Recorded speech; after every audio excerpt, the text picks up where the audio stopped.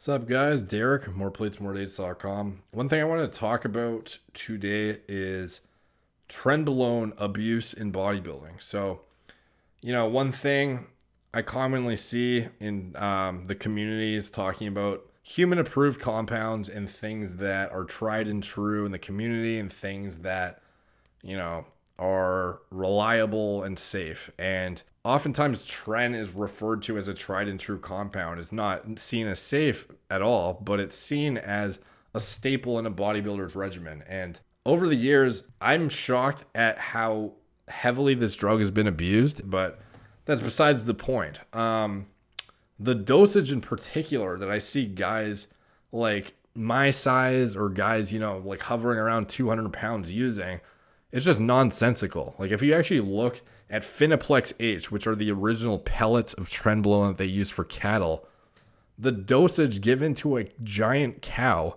to bulk it up is 200 milligrams. One 200 milligram Finaplix-H pellet for one cow.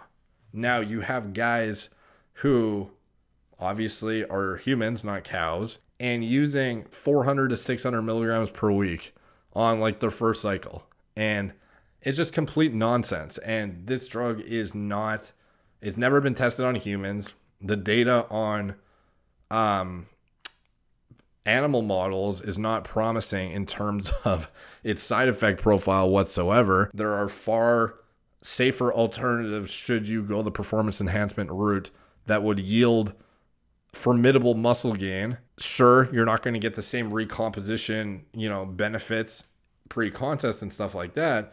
And I can see why guys would want to implement it. And obviously I've done it before too. So, I'm not to say it doesn't have its place, but the dosages and like the amount of time throughout the year it's being used by some guys, it's like a staple in some guys every single cycle. And it's just crazy. And I just want to let you guys know that this is like the least thing you want to abuse in the bodybuilding anabolic, context. Of all the steroids you could abuse, Tren is the one you want to stay away from the most. Minimize your use of it. Like that's my advice. That's the takeaway from this whole video. Like you don't need the same dose a cow uses in your bulk or in whatever if you're 185 pounds. Like I see guys who are, barely my size or slightly bigger, slightly smaller using Tren. I'm like, buddy, it's like your first or second cycle and you're already throwing the kitchen sink at yourself and abusing your body. Like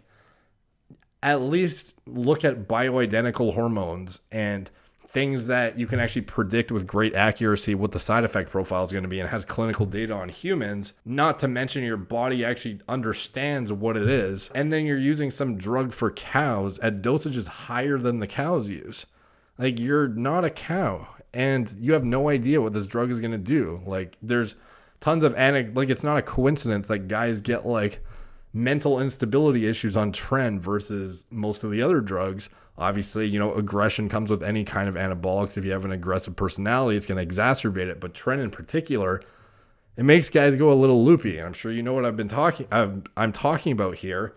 And it's not a coincidence that the animal models that have had Trenbolone, administered to them have, degraded cognitive outcomes. So just be aware that and honestly, I don't even think it's a great muscle builder in the off season. I think there are things that work just as well, if not much better, that aromatize and increase IGF and promote anabolism far more than Tren. It makes sense how it has a place pre-contest. It makes sense, but the amount it's being abused, it's just overkill. And guys who are my size, you don't need to be touching that stuff. It's like a hardcore competition drug only. And most of the guys watching this video aren't competing in intense high-level bodybuilding competitions. Even like your first regional show, like you don't need to be using a cattle drug. Trust me. Like I used to think that, everyone's on Tren and it's like the end all be all. It's like the godsend of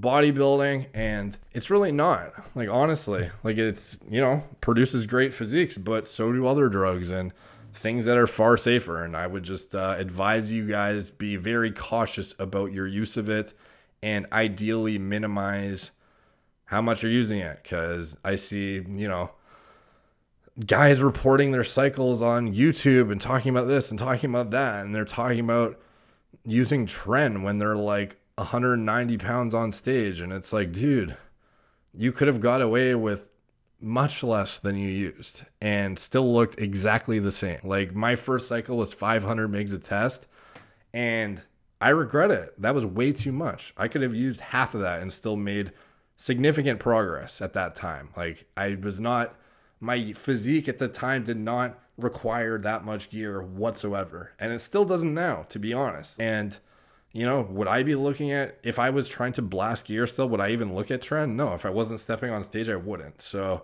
take, I guess take what I say with a grain of salt, but that's just through my experience, that's what I would do personally, is I would be very cautious about its use. And especially when you actually look into the clinical data on it and what it's actually used for. And, some guys are shocked to see that this isn't a drug that's had any studies on humans. Like some guys think this is like a commonly used compound, and it is in the bodybuilding world, but there are a lot of drugs in the bodybuilding world that don't really make sense why they're even in the bodybuilding world to begin with. Like EQ, for example, it's like the most kidney toxic drug you can use, and some guys think it's like the safe thing you can use, and it's a vet drug for horses. It's not meant for humans. And there's a reason for that. So anyways, thank you guys for watching. Please like, subscribe, comment. Check out my blog, moreplatesmoredates.com.